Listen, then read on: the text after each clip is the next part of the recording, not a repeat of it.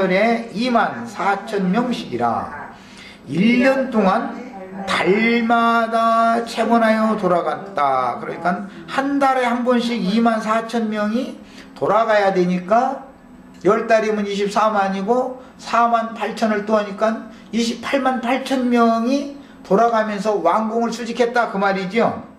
한 달씩 보초를 서는 거예요. 왕궁을 지키는 거예요. 이제 그때 당시 1년 동안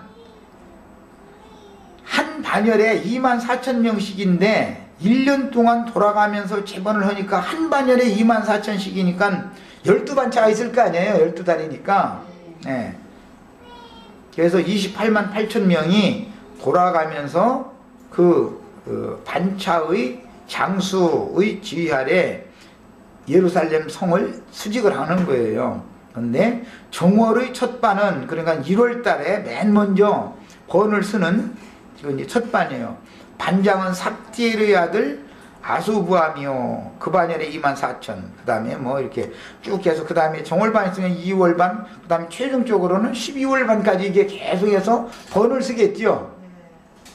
자, 이제 이런 것을 염두에 두시고 사무엘하 23장으로 다시 옵니다. 다윗의 용사들의 이름이라고 그랬는데 그런 사람들을 말한다 이거예요. 24,000명씩의 수장들이에요. 그래가지고 이 사람들은 예루살렘 성을 지키는 거예요. 예. 우리나라도 수도 방위 사령부라는 것이 있죠. 똑같은 사단이지만 사단장이라 할지라도 전방 부대에 있는 사단장이 권세가 다르고 저 후방 부대에 있는 예비사단의 사단장의 권세가 다르죠. 예비사단의 사단장은 대부분 별이 하나인 경우가 많지만 전방 부대의 사단장은 별이 다 의무적으로 둘이씩이죠. 직급도 높죠. 그만큼 예비사단 사단장보다. 그런데 똑같은 별 둘을 붙인 사람이라 할지라도 수도방위사령부의 사령관은 사단장이라고 하지 않고 수방사 사령관이라고 그러죠. 이 사람은 육군 참모총장의 직속 예하부대단 말이에요. 직속 부대. 그래서 전방 어떤 부대에 어떤 사령관이 사단장이 가령 뭐 전차나 뭐를 허락 없이 몰고서 전차부대 이런 걸 몰고서 서울로 진입을 할 때 어디까지 들어와서는 반드시 신고를 해야 된단 말이에요. 육군 참모총장이 허락을 받지 않고서는 그 선을 넘었으면 그건 반역이 되어버리는 거기 때문에 그건 내란 전쟁으로 간주가 되는 거거든요. 이제 이런 것은 국법입니다. 그게 이제 이런 것은 다 궁성을 이제 지키는 이런 어떤 법이 있어서 그 법을 따라서 어떤 사람들에게 어떤 직무를 맡겼다. 지금 그 얘기를 지금 해나가는 거예요. 이제 그런 개념을 이해하시고 그냥 쭉 읽어나가면 되겠습니다. 자, 그 다음은 아호와 사람 도대의 아들 엘르아살이니 다윗과 함께한 세 용사 중에 하나라. 블레셋 사람이 싸우려고 모임에 이스라엘 사람들이 물러간지라. 세 용사가 싸움을 도두고 저가 나가서 손이 피곤하여 칼에 붙기까지 블레셋 사람을 치니라. 그날에 여호와께서 크게 이기게 하셨으므로 백성들은 돌아와서 저의 뒤를 따라가며 노력할 뿐이었더라. 이만큼 그들이 전공을 세운 이야기를 해가면서 그들이 다윗 왕궁을 지키는 궁성의 24반차 중에 어떤 장수들이 이제 이런 공운이 있어서 그런 장수가 됐다. 이제 그 말이에요. 말하자면. 자, 그 다음은 하랄 사람 아게의 아들 삼마라. 블레셋 사람이 떼를 지어 녹주나무가 가득한 밭에 모임에 백성들은 블레셋 사람 앞에서 도망하되 저는 그 밭 가운데 서서 막아 블레셋 사람을 친지라. 여호와께서 큰 구원을 이루시니라. 그 다음에 또 30두목 중 3사람이 곡식 뺄 때에 아둘람 굴에 이르러 다윗에게 나아갔는데 때 블레셋 사람의 떼가 르바임 골짜기 진쳤더라. 이 30두목 중에는 아주 유명한 잘하는 사람 하나 들어있죠. 누구예요?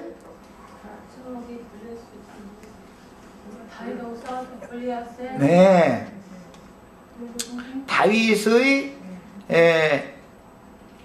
이제 그 진치를 당할 때 다윗의 술수에 의해서 죽임당한 햇사람 우리아가 이 30두목 중에 한 사람이었잖아요. 네.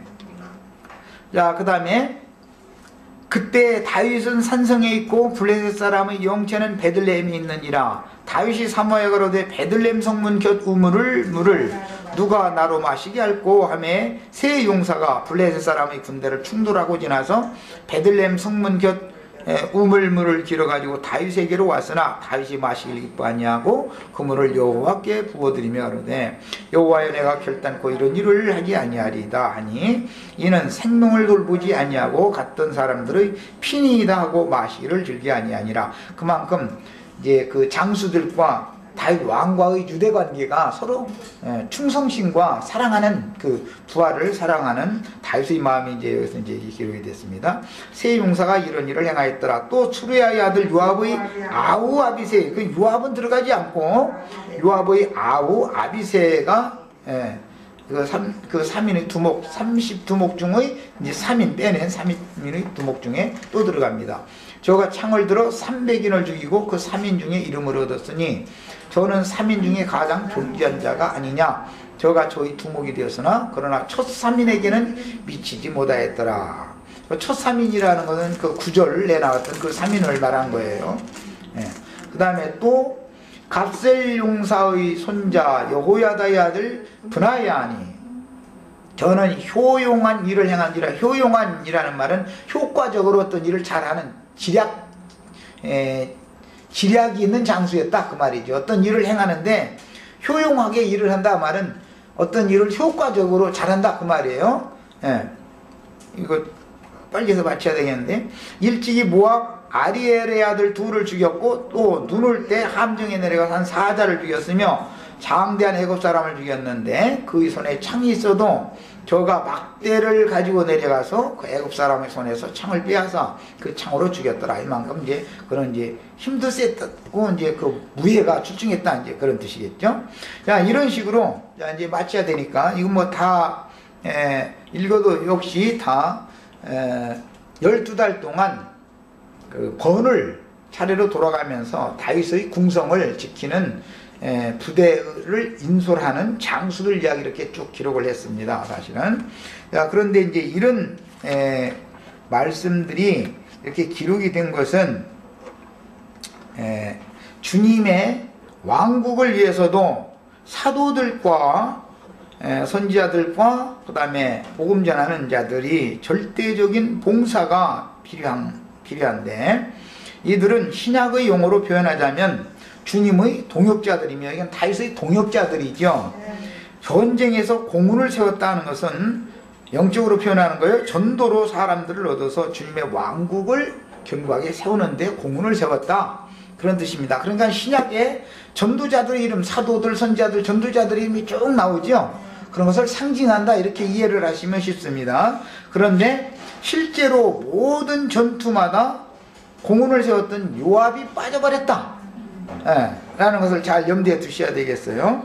자, 그 다음에 그들에게 하나님께서 선지자들, 사도와 선지자와 목자와 교사의 직임을 수행하게 하셨는데 실제로 교회를 세운 다음에 각 성에서 교회를 섬겨 봉사함으로 주님의 나라, 주님의 궁성인 교회를 수직하는 그 직분을 행하는 사람들은 각 성의 장로들과 집사들이라고 성경에서는 결론적으로 얘기를 합니다. 그러니까 이런 신약 성경과 구약 성경의 차이를 이해를 하시면 되겠어요.